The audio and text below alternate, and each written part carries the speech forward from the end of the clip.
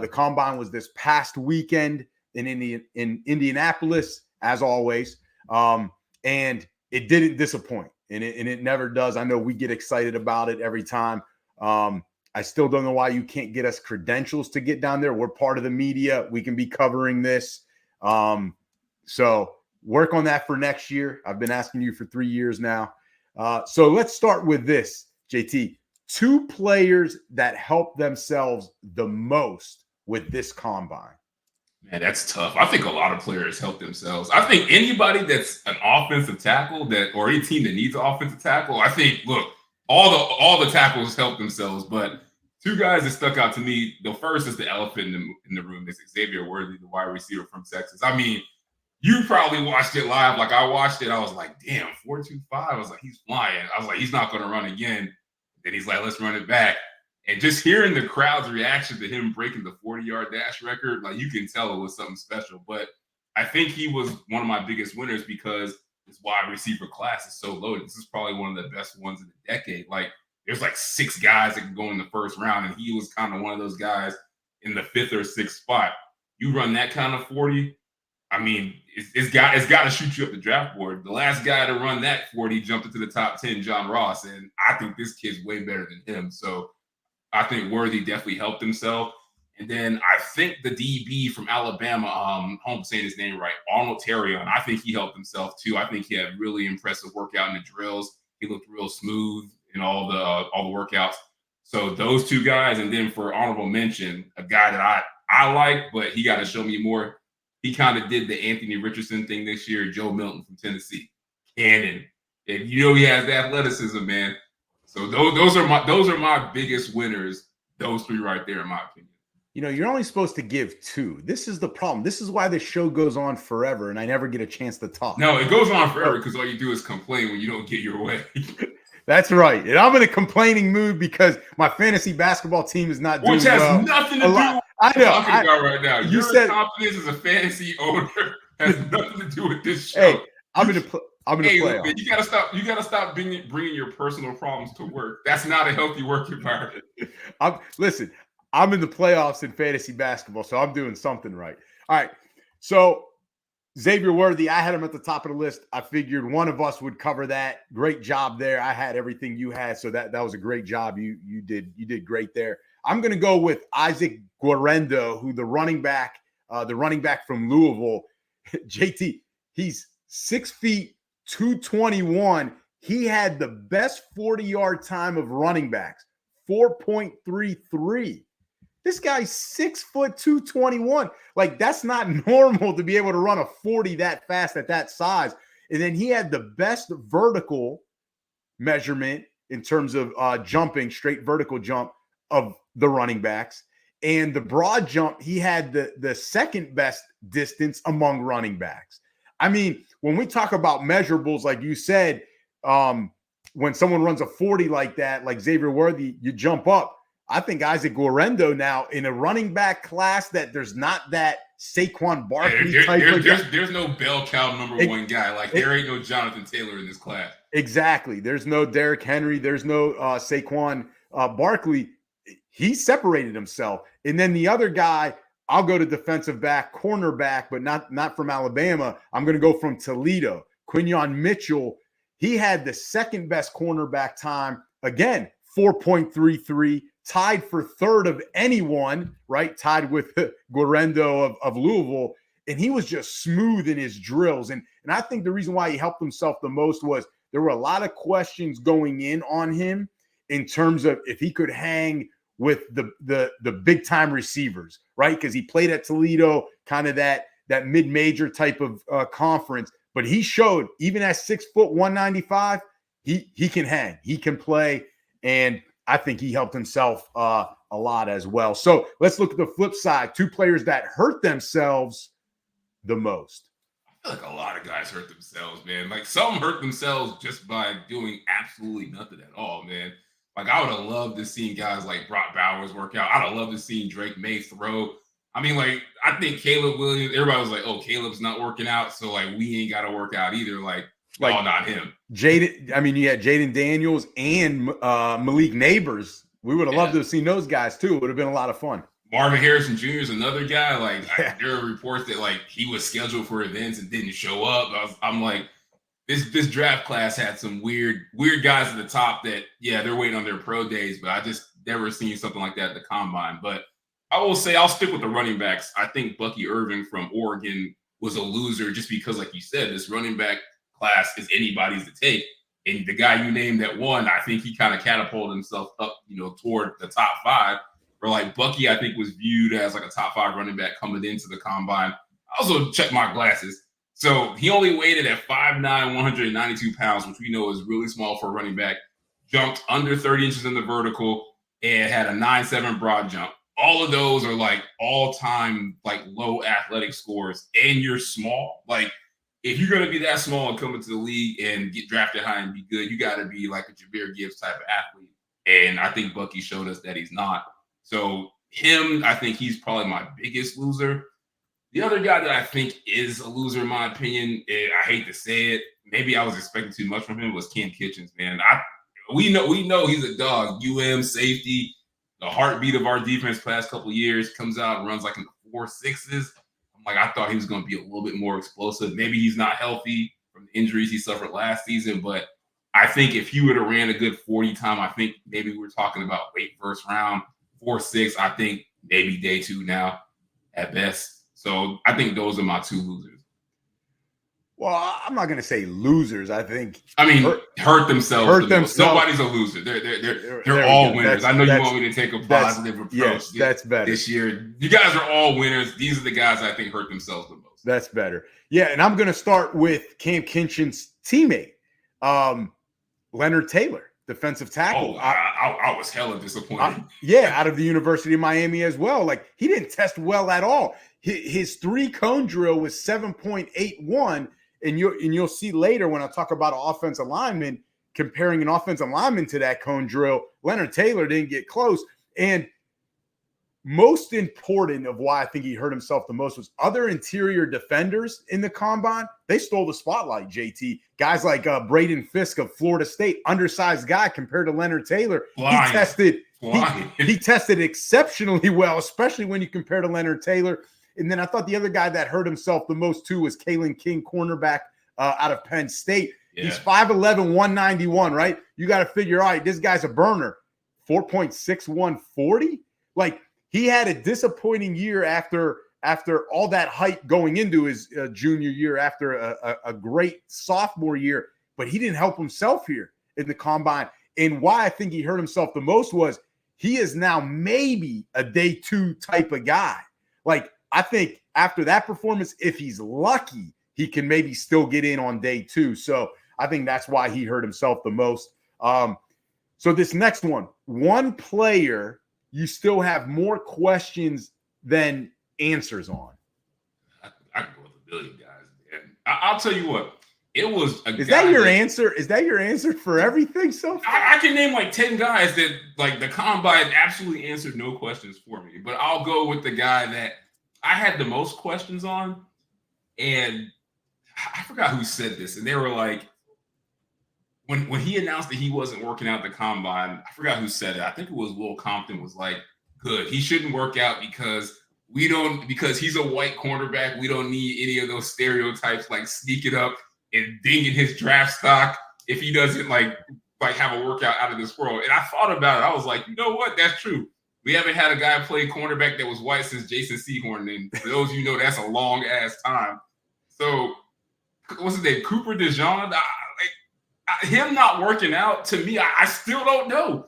Like, is he this good? Like, you're saying he can go in the first round. First of all, any corner going in the first round, you know that they're talented if scouts are saying that. And he's white. So, I mean, when you talk about, like, first-round skill position talent being white, I'm expecting Christian McCaffrey level athleticism. Like, that's the bar. I think that's why he didn't work out, because he probably ain't going to run a 4.3. You know what I'm saying? Like maybe he doesn't look the smoothest in drills, but obviously the kid knows how to play. Like he's a stud at Iowa. But I still got a lot of questions. I didn't see him work out. I didn't see him work out against other top athletes at the position. So I'm like, what are you hiding? You know what I'm saying? Like it's not like you're a lock to go in the first round. So you could have came out here ran a 4.3, ran a 4.4, went home, and your first round status is locked up. But he didn't do any of that. So that's the guy I got the most questions on. So you look at it the other way, because a lot of guys, I think, like Caleb Williams and Jaden Daniels and Malik Neighbors, they really have nothing to benefit from here, right? They're top 10 regardless. They're like top 3, really, when you think about it, top 5 overall, those 3 guys. So, but you're saying here that the Iowa cornerback, it's more about, I don't want to slip, and that mystique about me can stay if they never see me work out. Exactly. I'm just saying, like, I want to, if he goes through this entire circus, this is including his pro day or like maybe private workout, if he like goes this whole time without running a 40, to me, that's a red flag, but maybe it don't matter. But like I said, I wanted to see him come out there and work out and like do his thing, because I do think he's a first round talent. Listen, I think some guys, they are just better game day players, and it doesn't matter what position. There really are some guys we hear about in the NFL or in college. Maybe they don't have like the best practice habits, but when they get out on the field, it's like you wouldn't know that as a fan because you weren't at practice all week. But see, Cooper didn't want to come and work out and get the gritty label, because you know how that looks. He's going to come out and go from like, oh, this dude's a hell of an athlete, man. He's athleticism. Christian McCaffrey to now is like, yeah, he's a gritty corner. Like, you don't want to hear that. He's tough, hard-nosed. Exactly.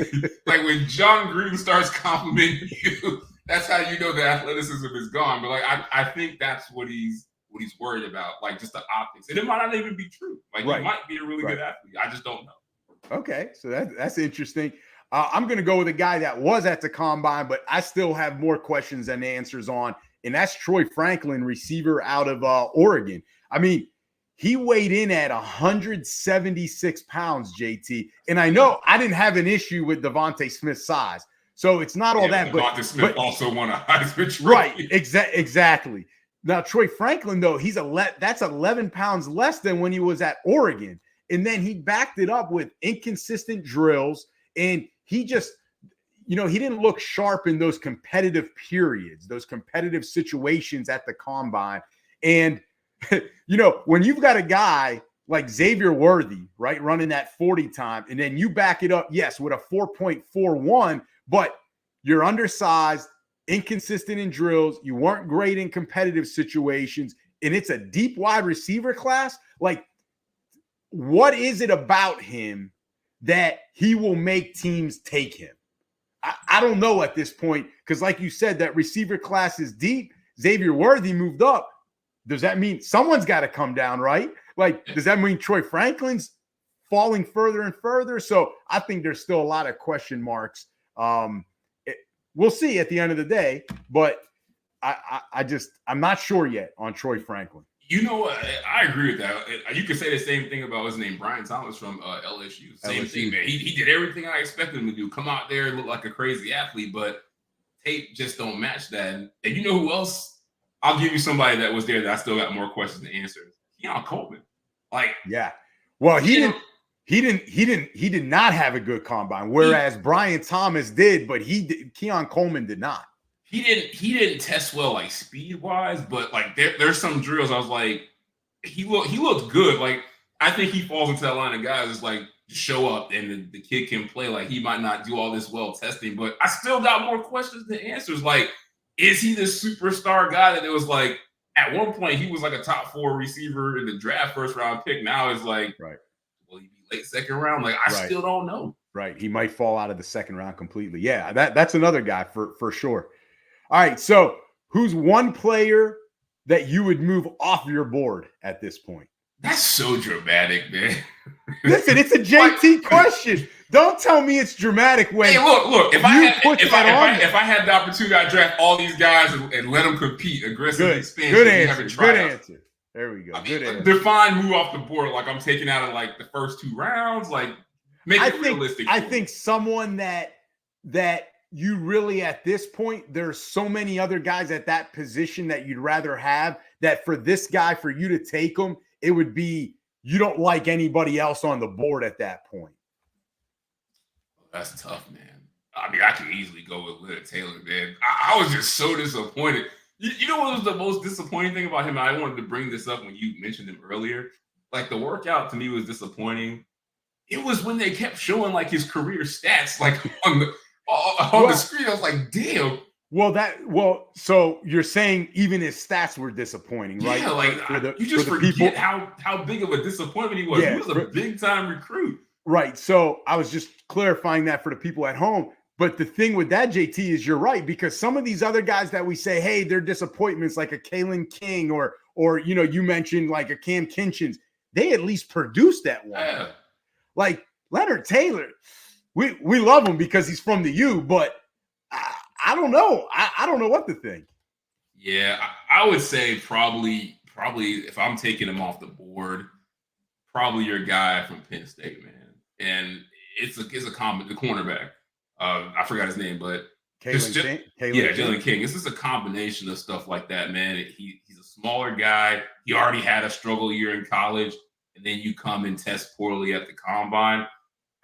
Like the odds of you like living up to where they're going to draft you based on your name, I think it's already saying it's a bad investment.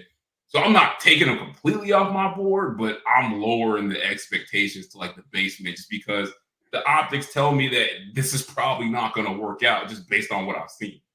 Yeah, I'm going to go with Spencer Rattler.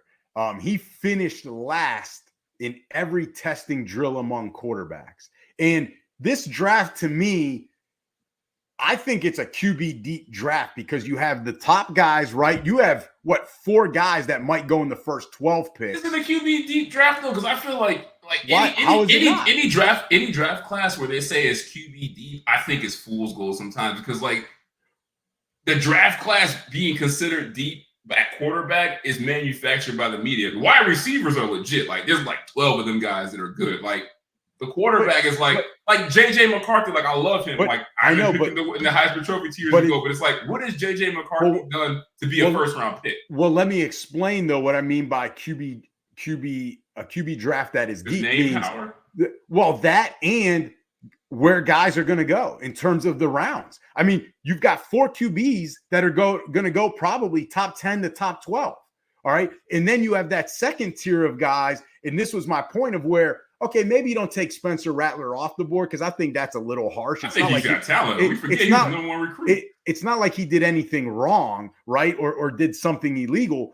But that second tier, you've got my guy, Michael Penix. You got Bo Nix. You even got a guy like Michael Pratt. Like, where does Spencer Rattler fit? So if I'm not getting one of those first 7. You don't have him in the top 7?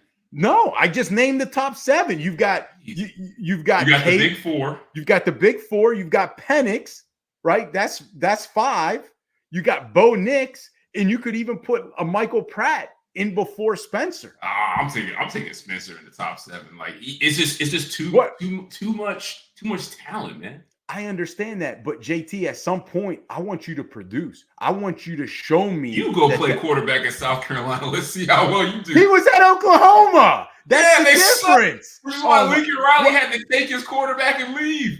Exactly, because the talent around him wasn't. CeeDee Lamb and them boys was not there. He won with Caleb Williams. Lincoln Riley was able to win with Caleb Williams there. Come on. Wait, what? Come on. It doesn't matter. He won more games than with Spencer Rattler. All right. Most impressive player.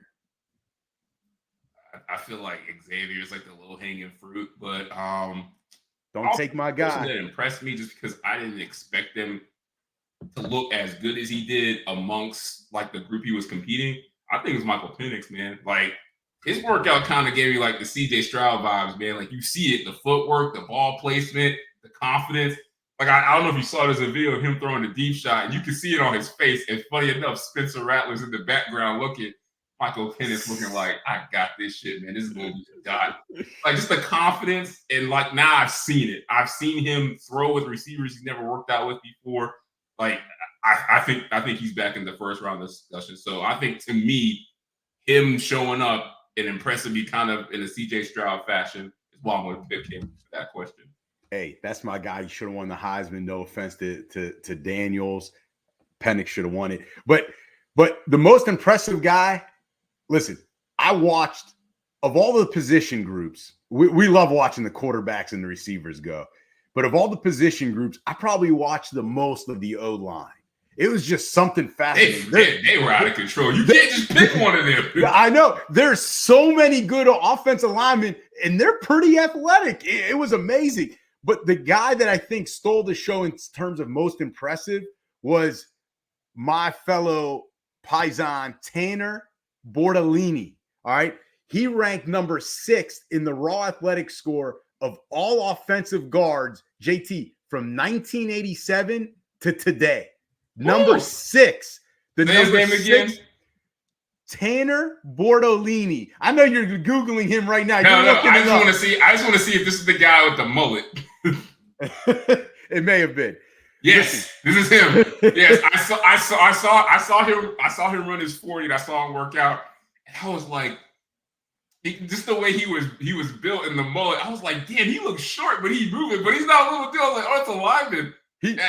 He looks like he would walk into a bar, out drink you, chug the beers, and then go out and beat you in a foot race in the parking lot. Yes. So he may be a little short in terms of height, 6'4", but he's 6'4", 303. His 40 time, number one at his position. Number one at his position, 4.94. Now, that 3-cone drill I mentioned about Leonard Taylor, who ran a 7.81, this guy, offensive lineman from Wisconsin, not Miami, Wisconsin, 7.16 seconds. I mean, that was the fastest. That was the fastest 3-cone drill time for a center, breaking Jason Kelsey's record. He looked smooth. He looked smooth in his drill work. I mean, that is why I put him most impressive, because it was a lineman doing all these things. Like, if I told you, hey, Xavier Worthy is going to run a 4.21, or this guy at 6'4", 303 is going to run a 4.94 40 and have the 6th best raw athletic score of all offensive guards from 87 to 2024, you put your money on Worthy, right? So, like, I think that's why this was the most impressive. All right, last one of the combine. We got to look at the opposite. Most disappointing player. It's tough, man. I feel like the easy one is a guy that I felt had the opportunity to really make himself like a top 20 pick with a great workout. It is Ja'Tavion Sanders, the tight end from Texas, because Brock Bowers didn't work out, and this is a weak tight end class. It's really just Brock. Like, if you look online, like, Brock Bowers is really the only tight end that's going to get drafted this year, and Sanders is the only other guy. You would think those are the only 2 tight ends in the draft, and it's like, man, you could have came out here and had a field day, but he didn't. I think he ran like a 4.7.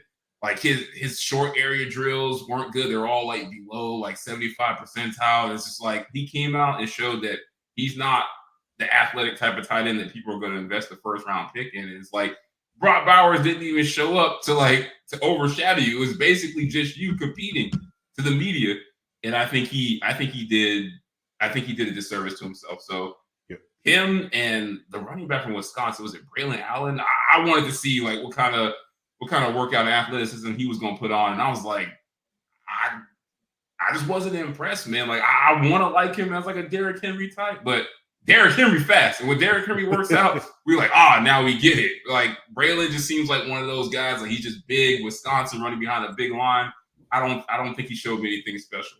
You know, it's interesting you mentioned Sanders, the tight end from Texas, because the other thing was Theo Johnson, tight end of Penn State, and I believe Kansas State's Ben Sinnott. I mean, they were better than Sanders. So not only did you not do well, but then 2 other tight ends really kind of looked better than you. They jumped you probably. Maybe. My most disappointing, and it's just on a personal level for us, and you mentioned him early being a Miami guy, it was Cam Kinchens. You know, he had come back from a very scary injury against Texas A&M, and then he runs that 4.65 40. That was tied for worst among safeties. And then the broad jump, he had linemen that jumped further than him, JT, in the broad jump. And, you know, he struggled backpedaling in some drills. And I think why it was most disappointing was that I had high hopes for him. Or we did, because we've seen him play. I think he is one of those guys when he steps on the field, he's a different player, right? Like some guys are good practice players and it doesn't translate to the game field. Maybe he's the opposite. Maybe, he doesn't have all the measurements and the metrics, but when he steps on that field, he's around the ball. He's making plays. He's a tough guy. Is he disappointing or not? I feel like you're still trying to talk yourself into it. It is disappointing because of what happened at the combine. But he's tough. He can play ball. I still hope he gets a chance, like a legit chance. He'll get drafted. He'll get drafted, but I'm saying a legit chance. That's what I hope for him. But it was just disappointing because of just he's one of the best DBs in college football past 2 years. Yeah, I thought he was one of the better safeties this past year. You know what's crazy though? It's like watching these guys work out. It makes sense why we don't win games. Like I just think we don't have top tier athletes, regardless of what their recruit ranking says. Like Taylor and Kinchers, those are guys who were linchpins on our defense for 4 years. And like they're like one of the disappointing workouts of the combine. So I think this says a lot about what we've been working with, as Canes fans. Like we think they're good, but it's like when you're looking at compared to like other schools, like I think these guys are just like average athletes. So that's something to be said, man. Well, some of it could be said to the school, right? What are you doing to develop these guys? Because all these other schools have these guys, they're testing really well. How do we have two of our better defensive guys not